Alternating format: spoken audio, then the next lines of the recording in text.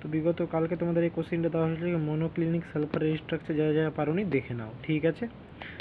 আমরা প্রথমে টুং, তারপর একটা টুং, তারপর একটা টুং, তারপর একটা টুং, এইখান থেকে টানবো যত দূর আসে দিয়ে এভাবে একটা দুটা তিনটা, তো এখানে তিনটা সালফার,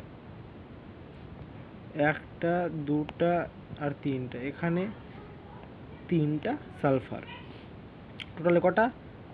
6টা হচ্ছে সালফার, অর্থাৎ S8। এটাকে বলবো S8, মনোক্লিনিকটাকে কি বলবো? S8 বলবো, ঠিক আছে। এবার এই S8 যেটা আছে এটা হবে একটা চেয়ার ফর্ম হবে। এটাকে সালফারের অ্যাঞ্জেলস রূপভেদ বলা হয়, ঠিক আছে।